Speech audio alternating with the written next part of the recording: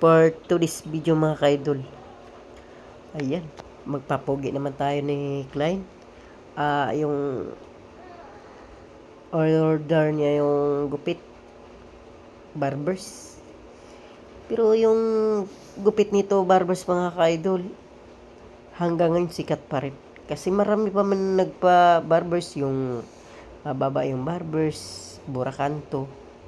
At saka di na raw pababawasan yung tok-tok niya. Lilinisan natin. Ang gamit ko dito, idol, Ono Imidya at saka Ono lang. Tinanggal ko yung yung gilid-gilid na balbon. Ito, maglabahan na tayo. Ganito lang pa sa mga labahan. Ayan, patagilid natin konti. At saka ilapat natin kasi minsan kasi pag di mo makontrol yung labaha pag hawak, idol, namumula yung balat sa customer, lalo pag mabigat yung kamay mo.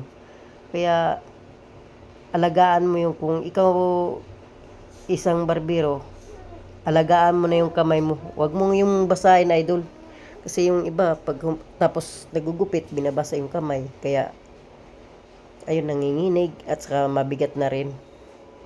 Kaya ang ibang client, pag inahitan, namumula yung balat kasi mabigat yung kamay mo.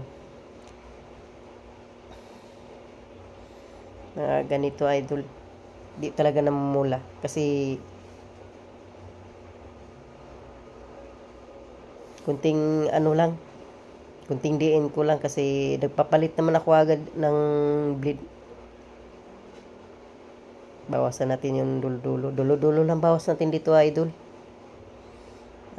Dyan kagunting kasi sigurado ko mararami yung mga barbero dito kung tama ba to yung gawa ko. Shout out pala dyan sa mga kagunting ko. Kunting dulo-dulo lang mga ka-idol. Ayan, pakiliti-kiliti lang sa burakanto lang. Kanto lang tinitira ko nito. Pataas sa pakunti-kunti lang bawas natin. Di lang natin bibiglain, idol. Ayun. Natapos na. Kanto lang talaga, idol. Thank you for watching.